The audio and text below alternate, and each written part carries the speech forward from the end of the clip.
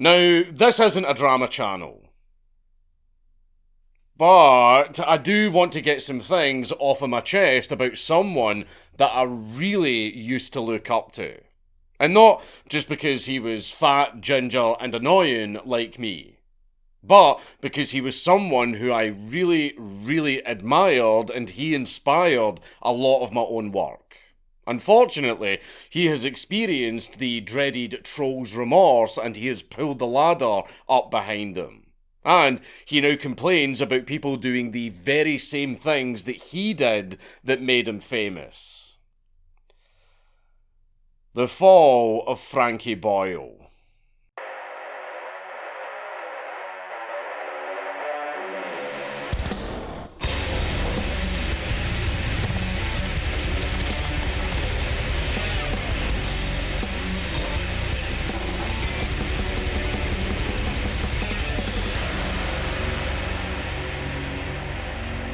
Please leave a like and a comment on this video because it really helps me in the algorithm. Now, I don't know about you, but my mother tends to be a bit of a yapper. Now, don't get me wrong, I love her to bits, but good lord does she talk. And with American Mother's Day coming up soon, a thought had occurred to me. What if your mother is also like this and you just want to relax to your favourite Omni-Man quotes? And that's where today's sponsor comes in, Raycon. Indeed, Raycon are here with their brand spanking new bone-conducting headphones, utilising off-ear vibrations, allowing you to listen to your Javanese coughing music whilst you try and do high knees in the staff toilets.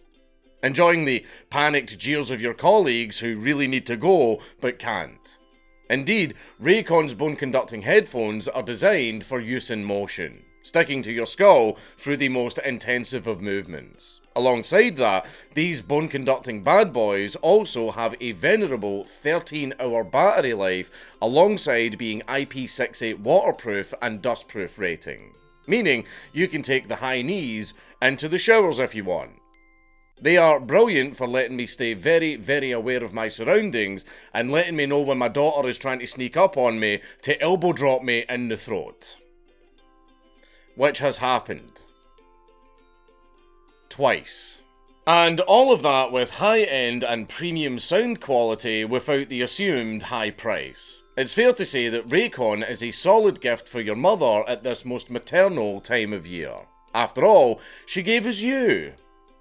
And the least you can do is give her Raycon, so she can do her high knees. So celebrate the mothers in your life and have your mother join the 3 million other happy Raycon enjoyers by scanning the QR code on the screen or going to buyraycon.com/DankulaBC to get 15% off your bone conducting headphones. Again, scan the QR code on the screen or go to buyraycon.com/DankulaBC for 15% off of your bone conducting headphones.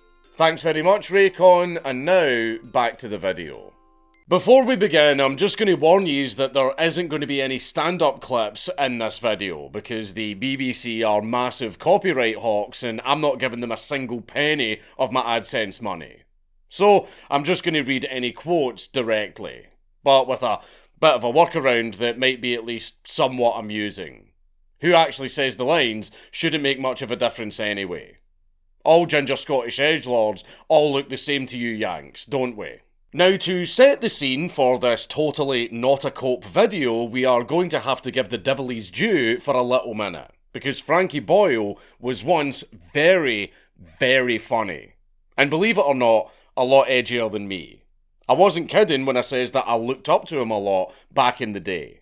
And it's not really hard to see why when you take a look at his earlier work as he came up on Mock the Week, where he courted massive controversy before rustling even more jimmies on his own Channel 4 show, Tramadol Nights. Boyle was usually so funny on all of these shows that not only did he earn comparisons to early Billy Connolly and Jerry Sadowitz, but tabloids would report on the public's moulding and seething about Frankie by putting the word jokes in scare quotes. As if they were doing that meme where there's a guy on the train reading Mein Kampf, but he's doing this the entire time so that the rest of the passengers know that he actually disagrees with the source material. Cowards all the way down. But anyway, they also use the word vile a lot when they're referring to Boyle's jokes. Basically, in my eyes, if you have the entire media industrial complex absolutely seething and raging over your jokes, you're a great comedian. But what made me respect and look up to Frankie Boyle even more was that despite all of the bad press coverage and all of the people getting really, really mad over his jokes, he just did not fucking care. Instead, he doubled down. But what was so vile about Boyle's brand of humour?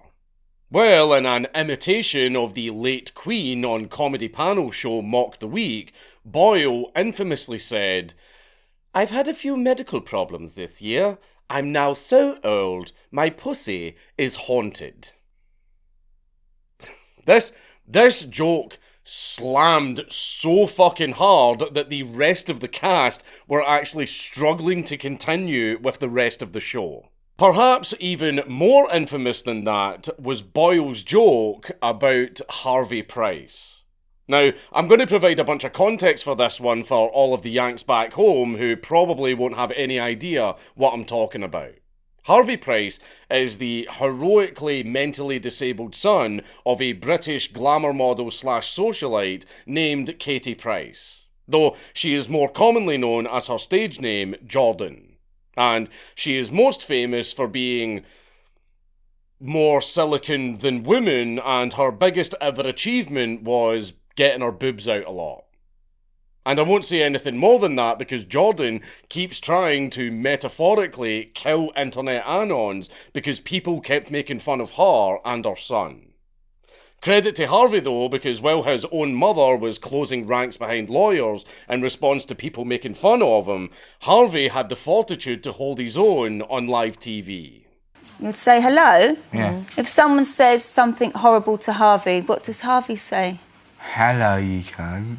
Harvey. Anyway, here's how Boyle decided to kick that fucking hornet's nest when he said, "I have a theory that Jordan married a cage fighter because she needed someone strong enough to stop Harvey from fucking her." Banger.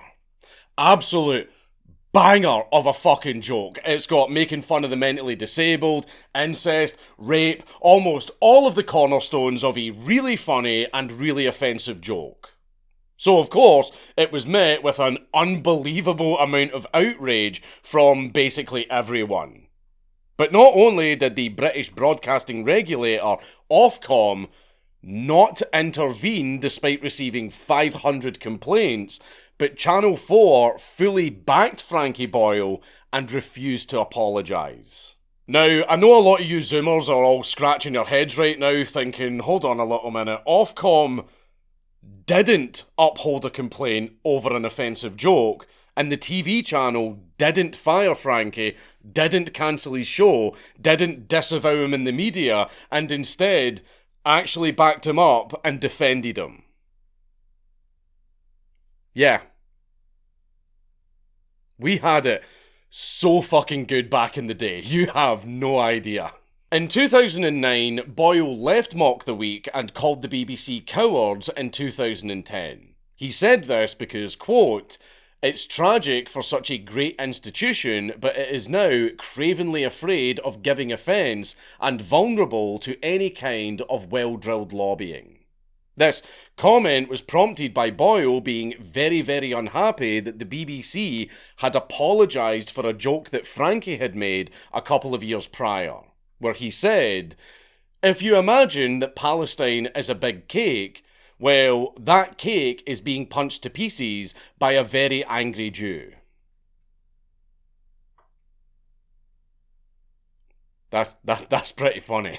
As you would expect, the BBC has issued a lot of apologies for things that Frankie Boyle has said over the years. But in this case, with the Jew cake, for legal reasons, no comment.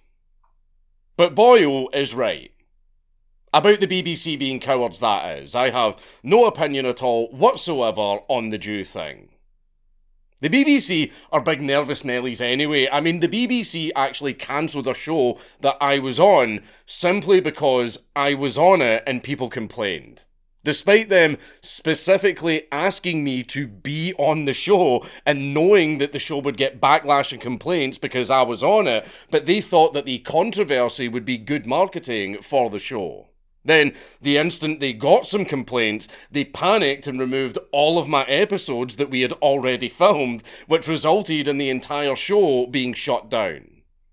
Ironically, the premise for the show was getting people together from all across the political spectrum to discuss their differing viewpoints. Just not right-wing viewpoints, apparently. Unlike the BBC, however, Boyle had the spine to just double down on his jokes.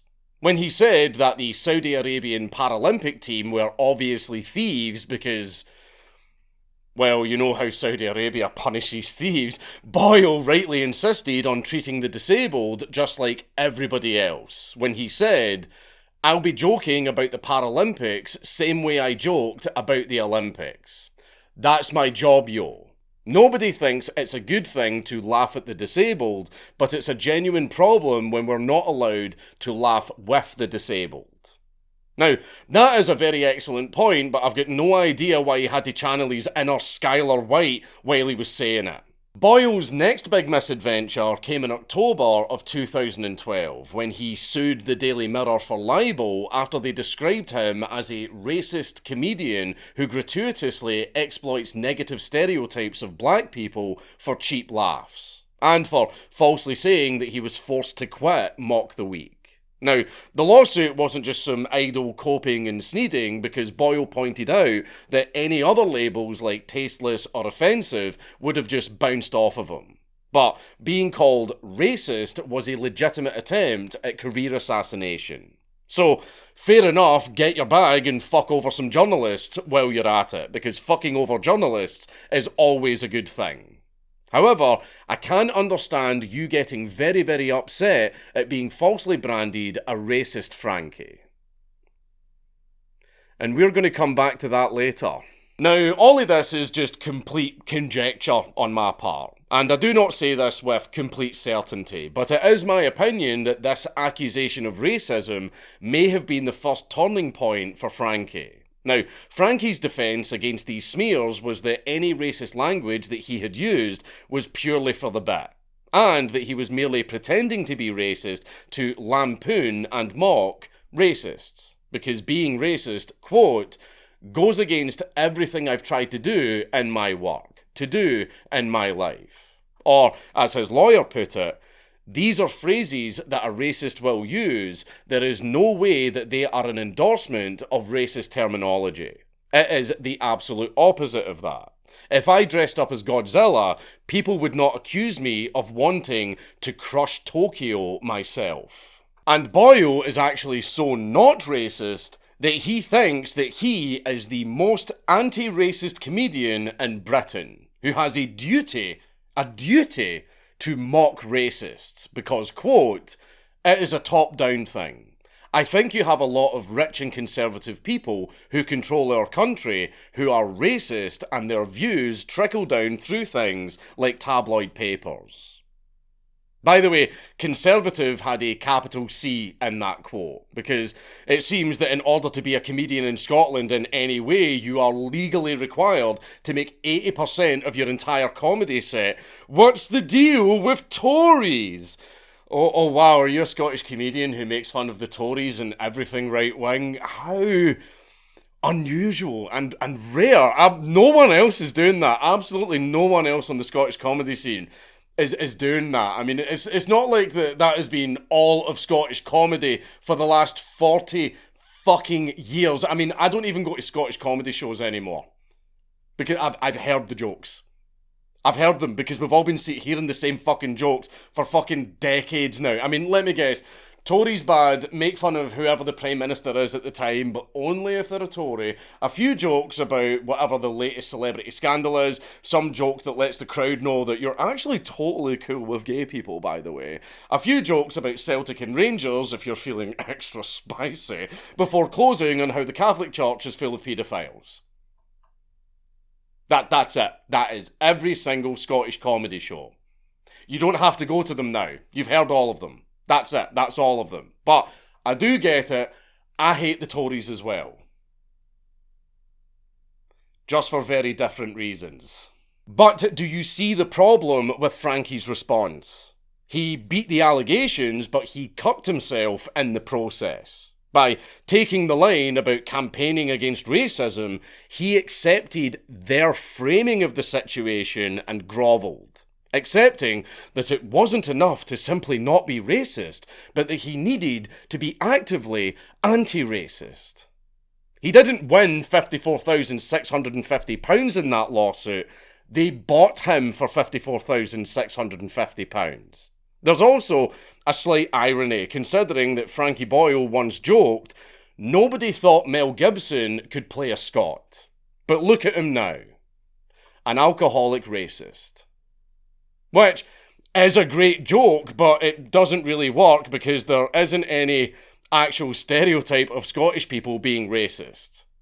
Scottish people, unfortunately, are overwhelmingly left-wing, and that is the stereotype. We are overwhelmingly left-wing, no matter how much left-wing policies fuck up our country.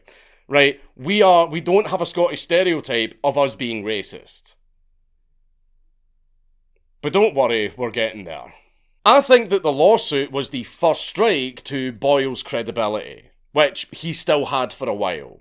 The BBC actually welcomed him back in 2013, and I respect how Boyle basically punished them for it, opening his set on Russell Brand's Give It Up for Comic Relief by saying, "Genuinely quite surprised to be here. I thought the only way I'd ever get back on the BBC would have been if I started fucking kids." Again, fucking absolute banger of a fucking joke.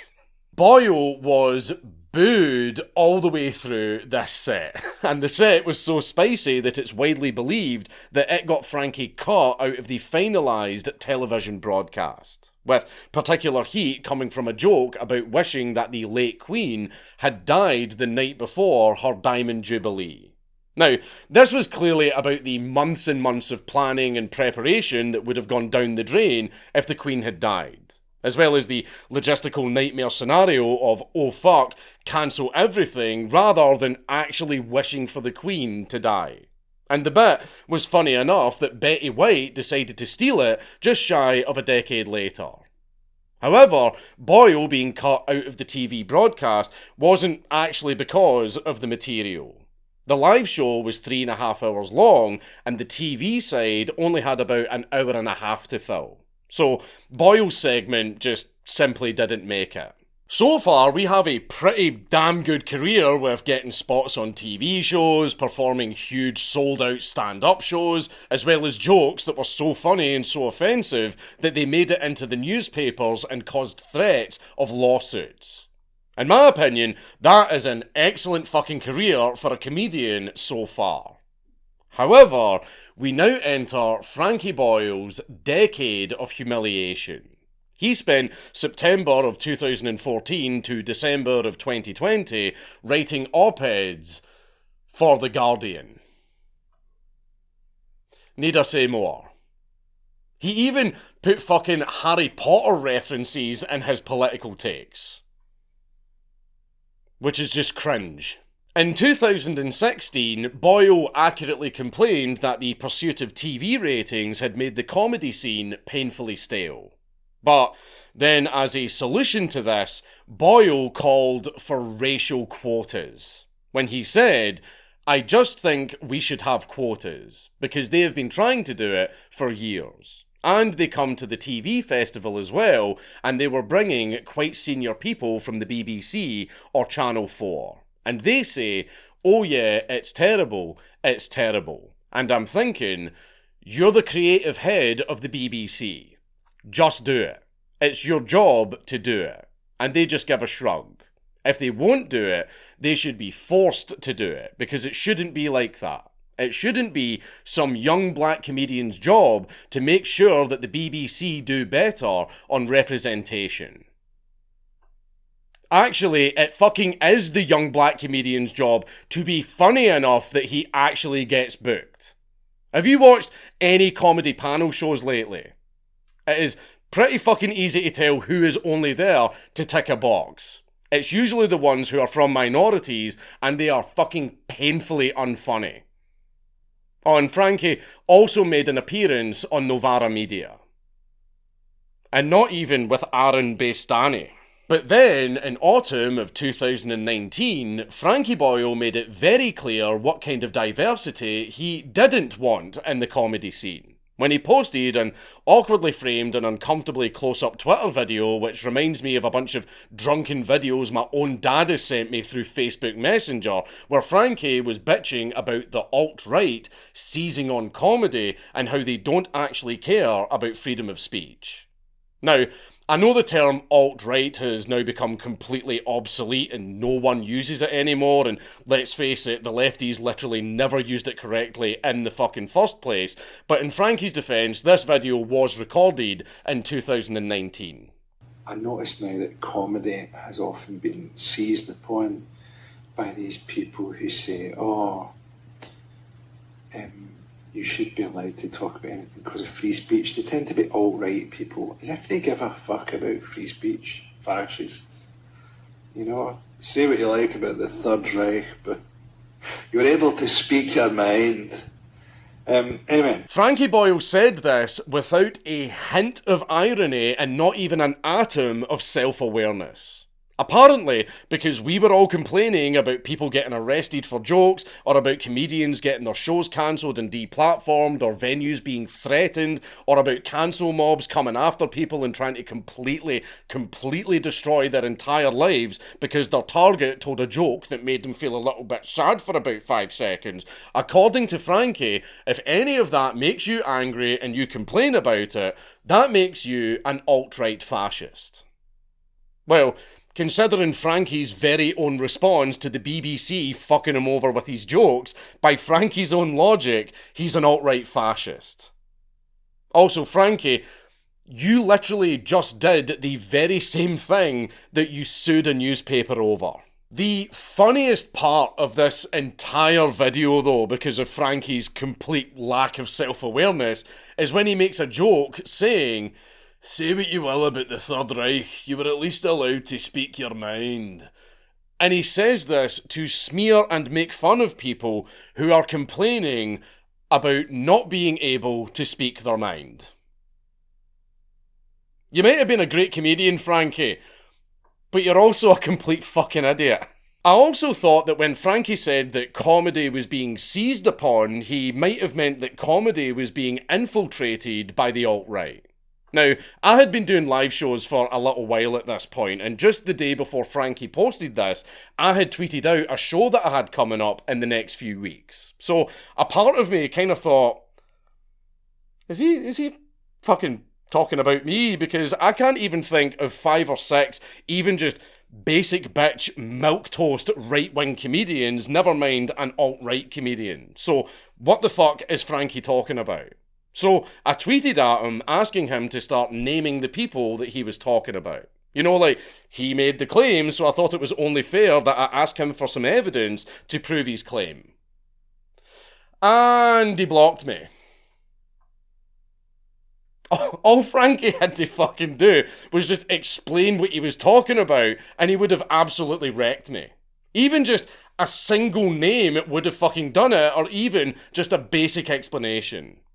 Instead, he ran away and blocked me because he was fucking lying. On the Twitter front, Frankie Boyle is actually rather scared of posting these days, which is a shame because he could actually be pretty fucking funny on Twitter. I especially feel that train won.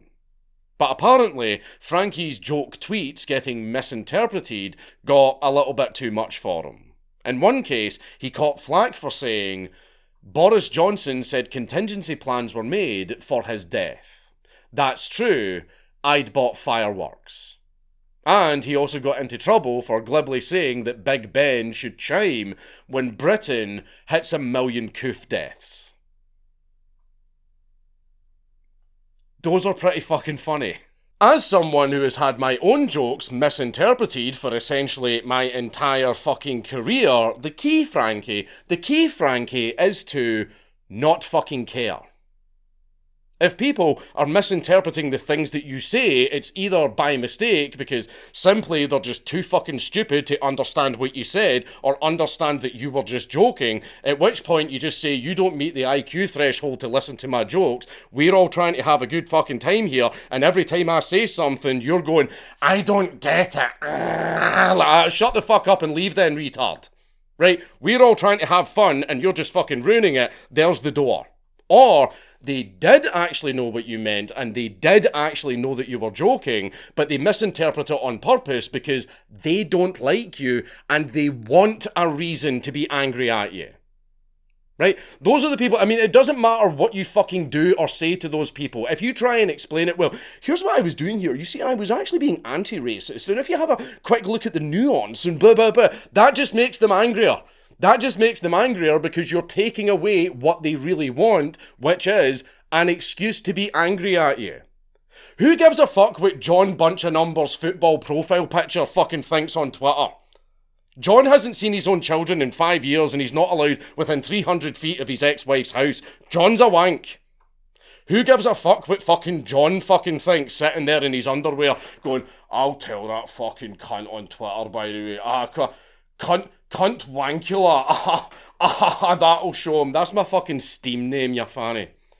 That is my name on Steam, although I've had to change it for some games because apparently it's not fucking appropriate. But at the end of the day, John is a fucking dickhead, and who fucking cares what dickheads think? You should be absolutely overjoyed that you pissed John off. If people get angry at you for telling an offensive joke, the response should always be to tell an even more offensive joke. Your joke about black people made me feel really, really upset, by the way, yeah? Wait until you hear this one. Most frustratingly, Boyle actually stood down from the post button after writing a joke about Sean Connery dying, when he said, I have become terrified of social media. I now think of things and just don't put them down. Sean Connery died, and it was like quite early in the morning when the news came in. So I was one of the first people to see the news. I thought of tweeting, they've shaken him and he's not stirred. Then I just thought, no, I cannot. Yes, you can. Yes, you can, you absolute fucking pussy. That was funny. That was a good joke. Oh no, but it will make people really, really mad. My guy, that is half of what being an offensive comedian is. The other and more important half is obviously making people laugh, but making all of the hall monitor, fun sponge, spinster, all of comedy should specifically cater to me and my specific needs, all those miserable bastards, making all of them start frothing at the fucking mouth in utter rage is like the best fucking part because you and the other half of the audience get to laugh at them as well. It makes the joke even fucking funnier. This is the part of Frankie that just confuses me.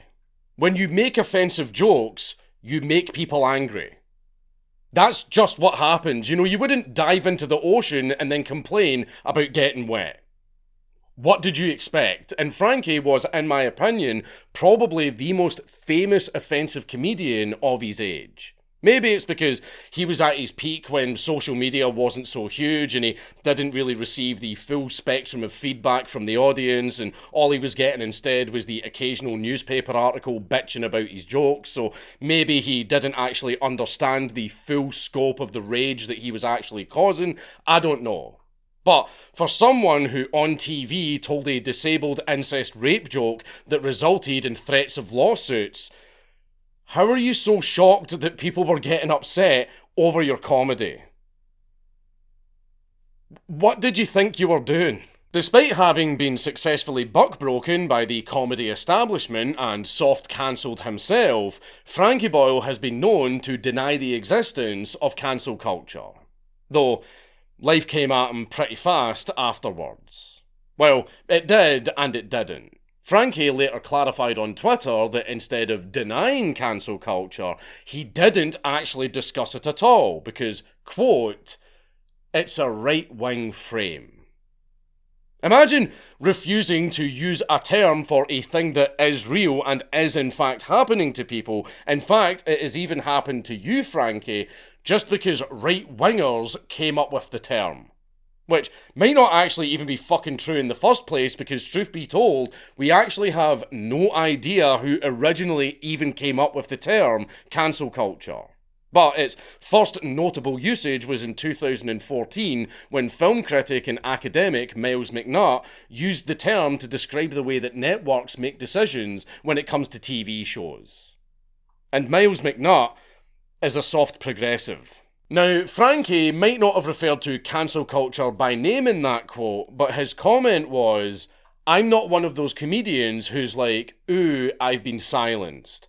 I hate those people. Anytime I hear someone saying that, I always think, how come I can still hear you? It's because those are the ones that survived the cancelling, you fucking fanny. How can murder be real when I see so many alive people around all the time? Checkmate, Tory. I mean, at the very same show, Frankie also moaned that I've never been so overwhelmed with the feeling that my work has been misunderstood. Cancel culture isn't real, fascists are seizing comedy, people aren't being silenced, and then suddenly he's whinging about people being mad and trying to cancel him because they don't understand his jokes. But that is all well and good. If Frankie Boyle doesn't want to be funny anymore, that's his prerogative. If we can't laugh with him anymore, we can always laugh at him. But apparently, no one else is allowed to be funny either. Boyle closed out 2020 by tone policing Ricky Gervais on a podcast with Louis Theroux, saying that Gervais joking about trans people was very lazy. Go on, tell another joke about a pedo priest, Frankie.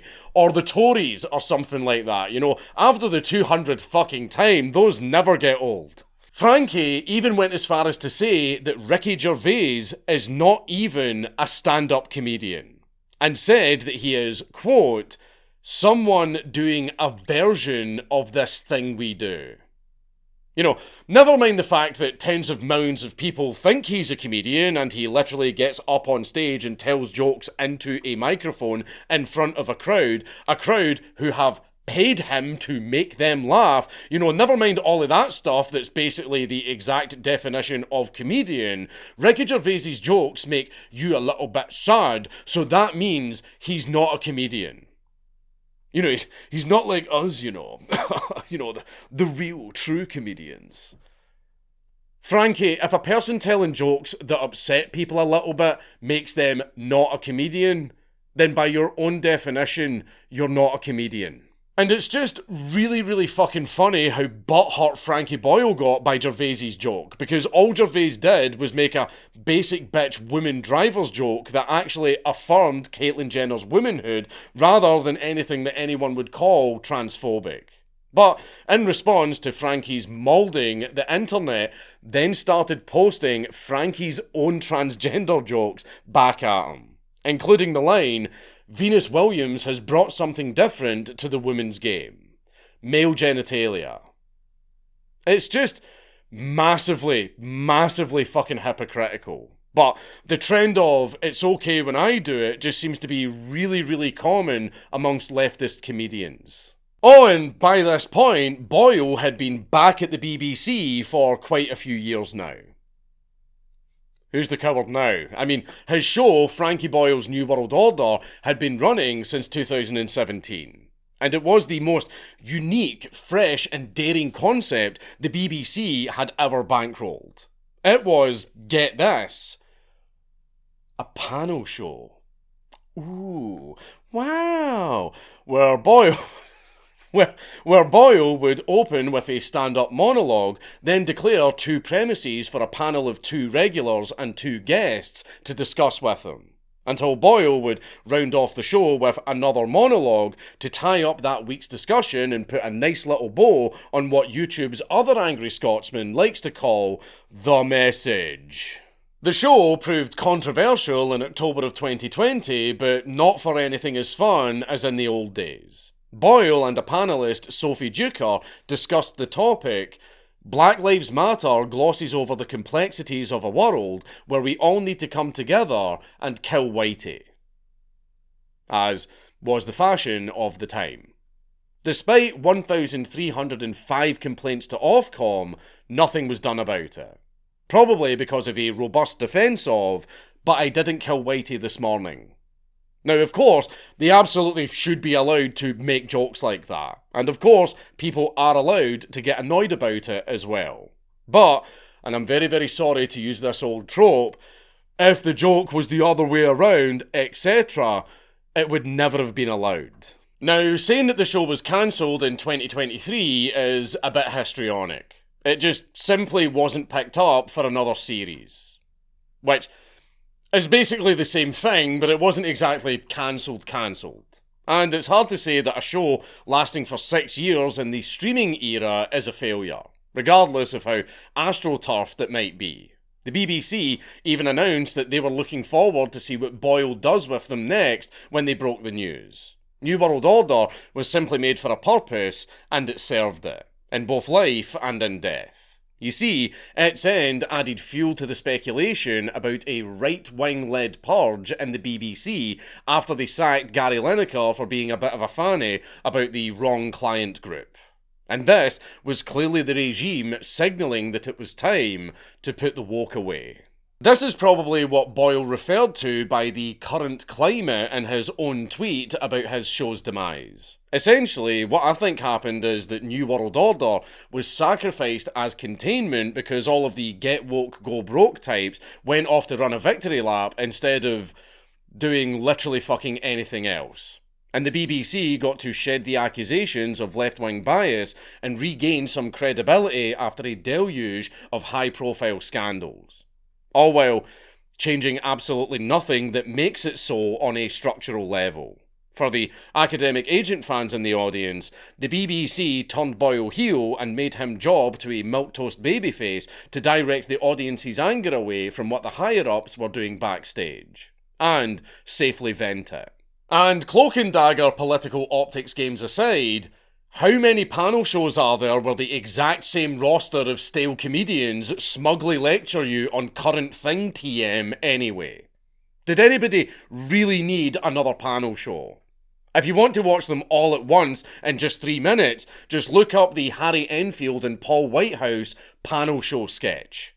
Because unlike all of the other panel shows, that one is actually fucking hilarious.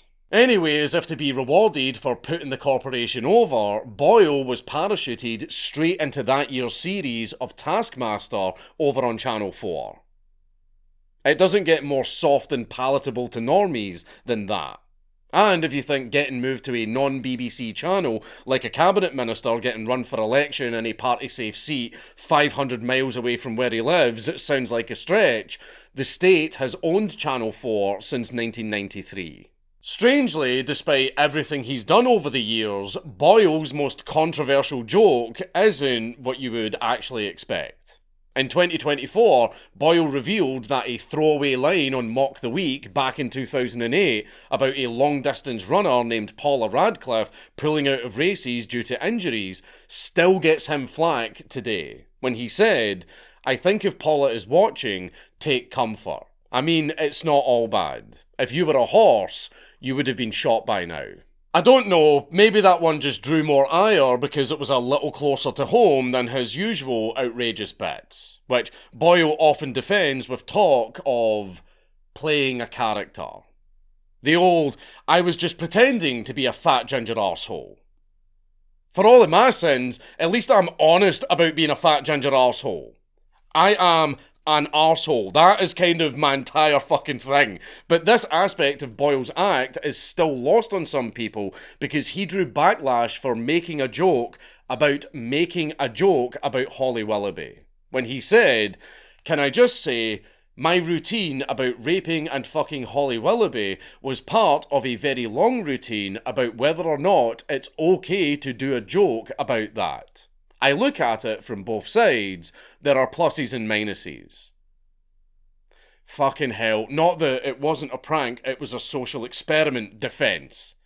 Make your joke or don't, but respect your audience's intelligence enough to identify shock value. And respect yourself enough to not start shidding and farding and simpering when some of them don't like it. But simper he did, because Boyle considers his comedy to be in the eye of the beholder. No, whether or not something is funny is in the eye of the beholder. Whether something is a joke or not, well, mens rea, bitch.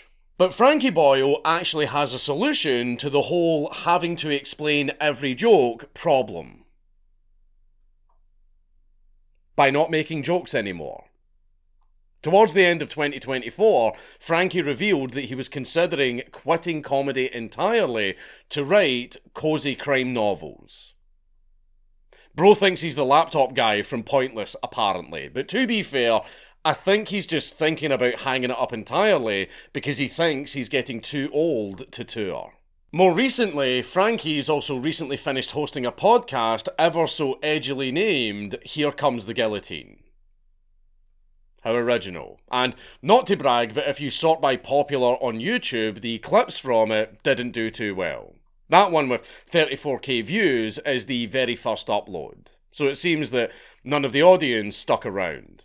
Meanwhile, my own Dead podcast did better at the very end of its run, with no schedule or even real promotion. For a lot of you watching right now, this is probably your first time learning that, yeah, I had a podcast for about 3 whole fucking years, and none of you knew about it. Because we didn't promote it in any way whatsoever. But to be fair, they didn't upload that many episodes. And the thing exists in full on standard podcast platforms that don't show their numbers. But who cares? This platform isn't big enough for 2 fat Scottish gingers. Plus, I'm the prettier one.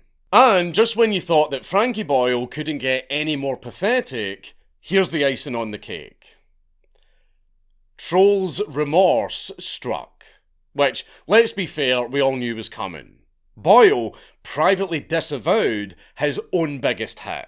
According to former head of comedy at Channel 4, Shane Allen, who spoke at last year's BBC Comedy Festival, he said, "I signed off on that joke, the Katie Price one, and it made the front page. I'd said, we should be able to do this. We're Channel 4, edgy, do it fast, make trouble, all this stuff." Then years later, Frankie said that it was a mistake, and it slightly fucked his career up. So now, Frankie Boyle exists for little more than being fawned over by losers stuck in the other kind of eternal 2014 for being stunning and brave enough to make the odd snarky remark about the royal family, or even the Tories. Just what an absolute waste of talent.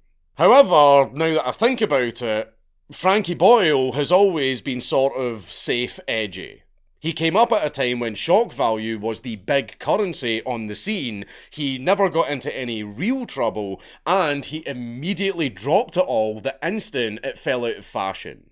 Also, speaking from experience, edgy and offensive comedy, and I mean actual edgy and offensive comedy, I ban filming at my shows and do not upload any of my shows because, well, I don't want to get fucking arrested again, and not the kind of safe edgy comedy where you just pick the safe subjects that the majority of people in the audience all agree with. The actual truly offensive comedy is very, very highly in demand, more now than ever, because so many institutions, comedy clubs, etc., all clamp down on it or outright refuse to platform it. That, alongside the chilling effect purposefully created by the government and the media, puts people off from even attempting it because it becomes a career risk. I don't need to give a lesson in supply-demand economics to explain why all of that has actually worked out pretty fucking well for me. And even when Frankie Boyle was at the top of his power, note what targets he always picked. Rich socialite families, media punching bags, hated politicians, never regime clients. Even when he was making rape jokes about the Olympians, he did it in a self-deprecating, punching up sort of way, where the joke was really on the fat white man on the stage. And any jokes about Israel were framed around the Palestinian struggle rather than targeting the West's greatest ally, TM, per se. Despite everything, and this might surprise you, I don't actually hate Frankie Boyle. And before all of you go off in the comments about the irony of me saying that after what is essentially a hit piece and how I'm just mad, go ahead and do that because the algorithm loves engagement. And then, let me explain. For one, it's just fun to be a little bit petty sometimes, you know? And as someone who genuinely loved Frankie Boyle back in the day, I think I'm allowed to voice my disappointment. Same as how all of you get pissed off whenever your favourite TV show falls off a cliff after season 5. And just like how Amazon will never take The Lord of the Rings away from me, there is still plenty to enjoy about revisiting Frankie Boyle's early work. Sure, it's very, very disappointing to see someone you once looked up to fall down like that, but he came up in a very particular scene, and I don't think he turned heel on us. I think he changed out of survival. Because, let's face it, the media establishment were clamping down really, really fucking hard on his style of comedy, and he possibly just saw the writing on the wall. The problem is that by doing so, Frankie Boyle miscalculated in the long run. It's all well and good having competent Machiavellians switching hats to appease the leopards, but the time always comes where bio-Leninism kicks in and even their faces start to look tasty.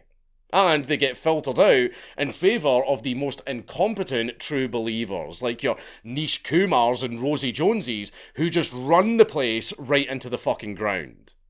There's a reason why the Dark Lord Tone always insisted on tacking to the centre and saying no to his radicals.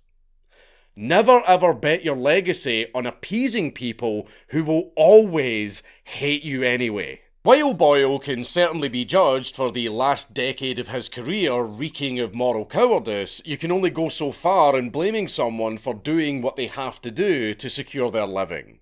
I mean, fucking hell, I myself would love to be a lot spicier if it wasn't for the fact that I'm beholden to YouTube's monetization policies and I've got kids to feed. I also really don't want to go back to jail. And let's be real, Boyle is 53. In entertainment years, he's old now. So it's not as if he still has the luxury of trying to be cool without it coming across as embarrassing and desperate. He might as well trade that in for actual luxury.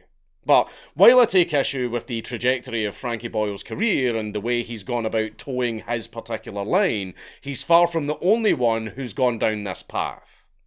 I'm looking at you, Sacha Baron Cohen and Jim Jeffries. Another two great offensive comedians who I used to really look up to, who completely cucked out for a paycheck. I think the reason that I felt the need to make this video is because I essentially grew up watching shit tons of Frankie Boyle. And he grew my love for offensive comedy. He became a huge part of why I liked it, and I started making offensive jokes myself, and that just became an integral part of my character. In my friend circles, it's what I'm known for the most. Saying wild shit to shock people, but also to get a laugh out of them. So, watching this guy making extremely offensive jokes and then just not giving a fuck about people's responses to them and instead just not apologising and doubling down, I saw that as an absolute protest against authority. And that was just inspirational. I loved it, and I wanted to do that. I then actually start doing stand-up comedy, and then I've got this fucking guy that I looked up to and was inspired by completely cucking out, calling all of us alt-right fascists for complaining about free speech in comedy when he was also complaining about free speech in comedy. He then starts bitching about other comedians making offensive jokes when making offensive jokes is what made him so popular in the first place. And then also misunderstanding other comedians' jokes and attacking them for it, whilst also crying about, how are people not getting my jokes? Why do I have to explain the joke? Why is everybody so mad at me? You're a giant fucking hypocrite, Frankie. You built your entire career on offensive jokes, you then pull the fucking ladder up behind you, and then start attacking other people for doing exactly what you did. If offensive jokes are really so fucking bad now, then sell your mansion and your fancy cars and give all of that blood money to charity or something. You're a massive fucking hypocrite. Whenever I make offensive jokes, I'm not actually really gunning for the minorities or races or religions that I'm making the jokes about. I'm actually not specifically trying to annoy them. They're the ones that I kind of want to get a laugh out of the most. The people who I really am gunning for, the people who I am actually trying to offend and annoy, are the hall monitors, the fun sponges, the snitches, the spinsters, the entitled fucking losers that get up and walk out of the comedy club and complain to the manager because I can't believe that literally everything isn't catered to exactly me and my specific needs. The entire world should change to suit me. The people who go running to the report button or the fucking police to try and get you deplatformed and fired from your job because you told a little joke that made them upset for about 5 seconds, and they think an appropriate response to that should be to completely annihilate your life. Those are the people that I'm trying to offend because fuck those people, they fucking deserve it. Do you remember back in school where you just had that one complete arsehole of a teacher?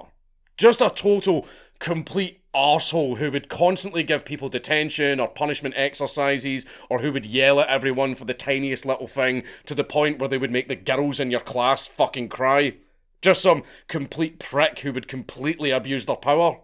So you would make it your life's work to annoy the absolute fuck out of that person because, let's face it, you were probably going to get a punny or detention anyway, so you might as well be defiant and go down swinging and make the prick as miserable as you possibly can in the process because fuck them, they deserve it.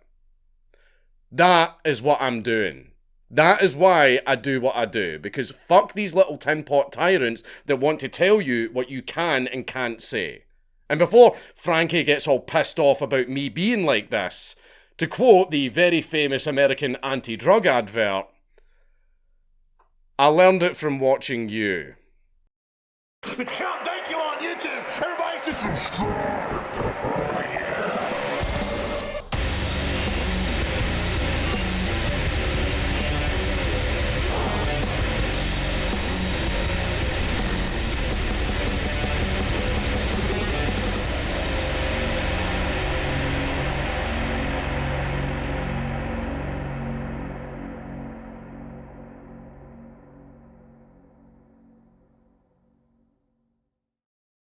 Frankie Boyle has to bear the responsibility of creating Count Dankula.